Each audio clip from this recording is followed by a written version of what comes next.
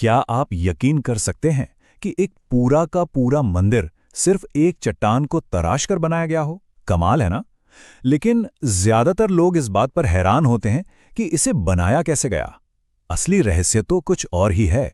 वो ये कि इसे बनाने में जो 200,000 टन पत्थर निकला, वो आखिर गया कहां? ये वो राज है जो ज्यादातर लोग मिस कर देते हैं। लेकिन अगर आप अंत तक बने रहे तो आपको इसका जवाब जरूर मिलेगा।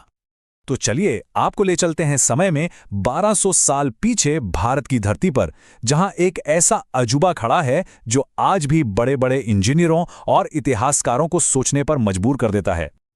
देखिए, ये कोई ऐसी इमारत नहीं है जिसे ईंट या पत्थर जोड़ जोड़कर बनाया गया हो। नहीं, जरा सोचिए, ये दुनिया की सबसे बड़ी अखंड संरचना है। मतलब एक ही विशाल पहाड़ को ऊपर से नीचे तक तराश कर इसे बनाया गया है। और इसे बनाने के लिए अंदाजा है कि लगभग 2 लाख टन पत्थर को काटकर बाहर निकाला गया था। ये वजन लगभग 30 एफिल टावर के बराबर है। और सबसे हैरान करने वाली बात जानते हैं क्या है? आज तक किसी को भी पक्के तौर पर नहीं पता कि वो सारा का सारा पत्थर आखिर गया कहां। तो सवाल यही उठता है कि भाई ये मुमकिन कैसे हुआ? उस जमाने में सिर्फ हथौड़े और छेनी जैसे औजारों से इतना बड़ा, इतना विशाल काम कोई कैसे कर सकता है? ये जगह है भारत के एलोरा में मौजूद मशहूर कैलाश मंदिर।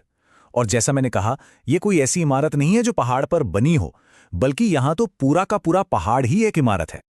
कारीगरों ने इसे ऊपर से तराशना शुरू किया और नीचे की ओर आते गए। सोचकर देखिए, इस तकनीक में गलती की कोई गुंजाइश ही नहीं थी। एक गलत चोट और बस सालों की मेहनत एक पल में बर्बाद हो सकती थी। अब देखिए, जब कोई चीज इतनी अविश्वसनीय और इतनी परफेक्ट हो तो जाहिर है उसके बनने को लेकर तरह तरह की बातें होती हैं। यहां भी 2 बिल्कुल अलग अलग थ्योरी सामने आती हैं। एक तरफ कुछ लोगों का मानना है कि यह काम इंसानों के बस का था ही नहीं, जरूर किसी अलौकिक शक्ति ने इसे बनाया होगा। लेकिन दूसरी तरफ हमें ठोस सबूत मिलते हैं। मंदिर की दीवारों पर आज भी छेनी और हथौड़ों के निशान हैं, जो सीधे सीधे इंसानी कारीगरी की तरफ इशारा करते हैं। लेकिन अगर हम ये मान भी लें कि इसे इंसानों ने ही बनाया था, तो इतिहास हमारे सामने एक और भी बड़ी पहेली खड़ी कर देता है। एक ऐसी पहेली जिसे सुलझाना लगभग नामुमकिन सा लगता था। खुदाई में जो तांबे की प्लेट्स मिली हैं, उनके मुताबिक इस मंदिर को बनाने का श्रेय राष्ट्रकूट वंश के राजा कृष्ण प्रथम को दिया जाता है, जिन्होंने 8वीं शताब्दी में राज किया था। और यहीं से असली मुश्किल शुरू होती है। राजा कृष्ण प्रथम का शासनकाल सिर्फ 18 साल का था। अब आप ही सोचिए, इतना बड़ा और जटिल मंदिर सिर्फ 18 साल में कैसे बनकर तैयार हो गया? ये वो सवाल था जिसने दशकों तक विद्वानों को उलझाए रखा।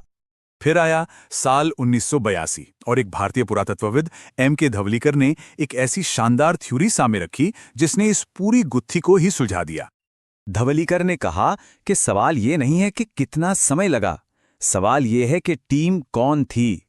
उनका तर्क था कि राजा कृष्ण प्रथम ने यह काम शून्य से शुरू नहीं किया था, बल्कि उन्होंने उस दौर के पूरे भारत से सबसे बेहतरीन कारीगरों की एक सुपर टीम तैयार की थी। मतलब 3 महान कलात्मक परंपराएं, राष्ट्रकूट, चालुक्य और पल्लव, एक साथ एक ही प्रोजेक्ट पर काम कर रही थीं। हर कोई अपने काम का माहिर था। और यही वजह है कि मंदिर में हमें अलग अलग स्टाइल्स का मिश्रण देखने को मिलता है। ये अलग अलग दौर का काम नहीं, बल्कि एक ही समय पर काम कर रही अलग अलग टीमों का नतीजा है। तो ठीक है, टीम तो एकदम बेस्ट थी, इसमें कोई शक नहीं, पर उन्होंने किया कैसे? मतलब टेक्निकली ये सब कैसे मुमकिन हुआ? तरीका बहुत ही जीनियस था, जिसका जिक्र हमें पुराने ग्रंथों में भी मिलता है। सबसे पहले चट्टान पर चोट करके उसकी गूंज सुनी जाती थी, ताकि पता चले कि अंदर कोई दरार तो नहीं है। फिर पूरे मंदिर का नक्शा सीधे पहाड़ पर बनाया जाता। इसके बाद 3 बहुत बड़ी बड़ी खाइयां खोदी जाती और आखिर में बीच के हिस्से को ऊपर से नीचे की ओर तराशा जाता। और इस तकनीक का सबसे बड़ा फायदा यह था कि इसमें किसी मचान या स्कैफोल्डिंग की जरूरत ही नहीं पड़ी, जिससे काम बहुत तेजी से हुआ। और जब धवलीकर ने इसका हिसाब लगाया तो सारे समीकरण एकदम फिट बैठ गए। उनकी कैलकुलेशन के मुताबिक अगर 250 मजदूर रोज काम करें तो सिर्फ खुदाई का काम 5.5 साल में खत्म हो सकता था। मतलब बाकी के 12 सालों में मूर्तियों की बारीक नक्काशी के लिए काफी समय था। और ये सब हमें वापस लाता है हमारे उस सबसे पहले और सबसे बड़े सवाल पर कि आखिर वो 2 लाख टन पत्थर गए तो गए कहां? तो देखिए, इसके पीछे कोई एलियन कॉन्स्पिरेसी या कोई बड़ा रहस्य नहीं है। सबसे तार्किक जवाब यही है कि उन पत्थरों को या तो पास की सड़कें और किले बनाने में इस्तेमाल कर लिया गया, या उन्हें छोटे टुकड़ों में तोड़कर वहीं आसपास की घाटियों में फेंक दिया गया। और अब 1200 साल बाद जाहिर है समय के साथ वो सारे सबूत मिट्टी में मिल चुके हैं। तो जहां कुछ लोग इसे एलियंस का काम बताते हैं, सच तो उससे भी कहीं ज्यादा हैरान करने वाला है। कैलाश मंदिर इस बात का जीता जागता सबूत है कि प्राचीन भारतीय कारीगरों की सोच, उनकी प्लानिंग और साथ मिलकर काम करने की उनकी क्षमता कितनी अविश्वसनीय थी। ये कहानी हमें दिखाती है कि कभी-कभी इंसान की अपनी कारीगरी इतनी महान होती है कि वो किसी चमत्कार जैसी लगने लगती है। ये इस बात का सबूत है कि जब इरादे मजबूत हों और हुनर साथ दे तो एक पहाड़ को भी मंदिर में बदला जा सकता है।